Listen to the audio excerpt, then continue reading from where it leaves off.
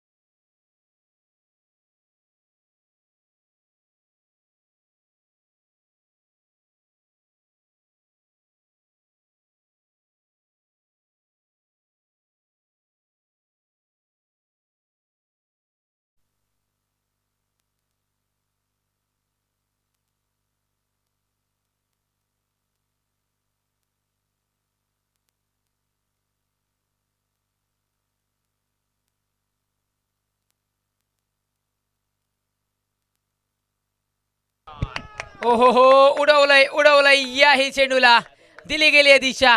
चेंडूला पाठवलाय पुन्हा एकदा बाउंड्री बाहेर. आलाय 6. बाकी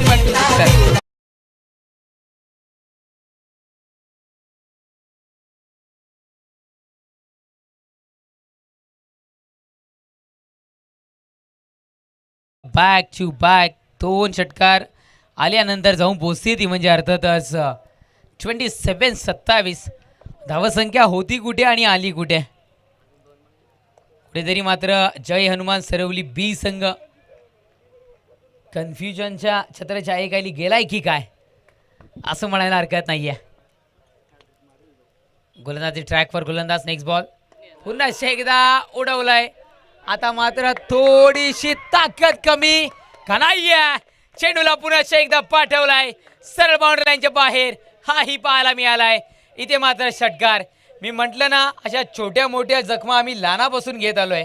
शेताच्या बांधांवर पडून मैदान बनवत असताना मग एवढ्याशा छोट्याशा जखमेला जखम झाल्यानंतर आम्ही भिणारे, आम्ही ग्रामीण क्रिकेट खेळणारे खेळाडू नाही आहेत. आणि आपण खेळताय पाहत आहे ग्रामीण क्रिकेट असोसिएशन अध्यक्ष च्या नावाने ही स्पर्धा अध्यक्ष चषक. आणि ताकद दाखवून देत आहेत आता मात्र आपल्या ग्रामीण टेनिस क्रिकेटची.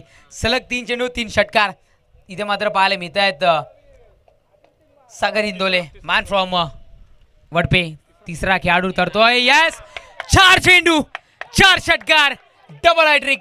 कारण 3 चेंडू 3 षटकार तर खरं तर विकेट हॅट्रिक असते, पण आपल्या भाषेत म्हणायचं झालं तर सलग 3 चेंडू 3 षटकार टोकले तर हॅट्रिक.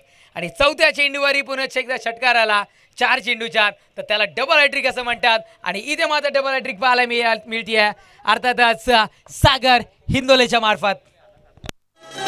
स्वच्छ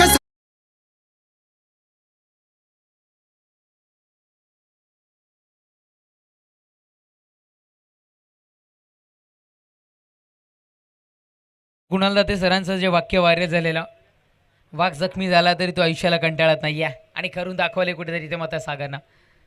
5वा बॉल 5व्या चेंडूवर हाही चेंडू चाललाय सलग 5 चेंडू आणि 5 षटकार लाजवाब पैसा वसूल बाळा मामा